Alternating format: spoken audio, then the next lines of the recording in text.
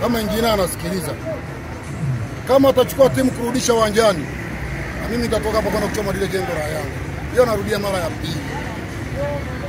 Tumechoka kwa sababu lazima kwanza wasanii na sisi wasijiangalie wao tu, wajiangalie na sisi ambao tunatoka mikoani. Leo kuna mwanachama mwenzetu tumeenda naye amefariki wa Mbeya kwa sababu ya hiyo mechi. Baada ya kuyarisha tu mechi haipo, dada akafariki na kufariki. Tena jina langu na anaitwa Emma. Akafariki. Sasa wao naangalia na hizo hasara watu wanazozipata, wasiangalie mafanikio yao tu. Watu wanatoka mikoani, mwanzo tumetoka gari 7. Sawa. Mbeya zitoka gari 10. Sijui wapi zitoka gari ngapi. Kuna watu wametoka Marekani kuja kuangalia ile dabi. Hebu fikiria ni kitu gani mtu ameingia hasara. Nao jamaa mpaka jana alikuwa analia. Nasema mbali ningejua ningebaki.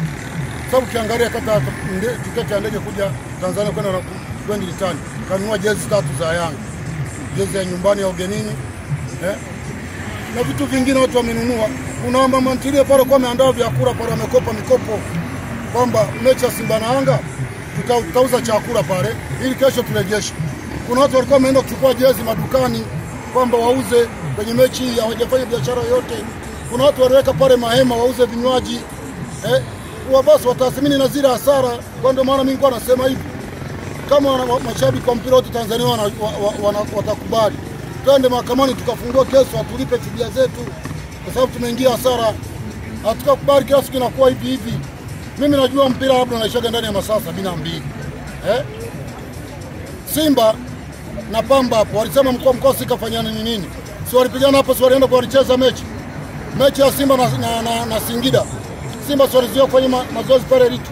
Si walicheza mechi. Azam amecheza mechi na wale Tabora, wako watu 7, 8. Kikanuni ilikuwa inakubalika kucheza watu 8. Simba walienda kuchezaga na Kagera hapo.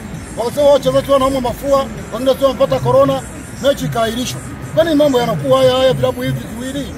Kwa hiyo ile bodi ya ligi, Almas Kasongo na mwenzake Mbuto, wao wanatakiwa wanyoke kabisa, watoke. Wale ndio wasababisha mpira wetu unakuwa chini. Sababu kila siku wanasema mpira wetu uko nafasi ya 4 bora Afrika. Hiyo hakuna hicho kitu. Ni mbwembwe kabisa, yani ligi yetu ni mbovu ya kwanza Afrika. Wewe fikiria mchezo, Simba imecheza mechi 22. Wameshapiga penalty 19. Nitafutia timu yoyote Afrika. Mechi 22. Simba mpiga penalty 19.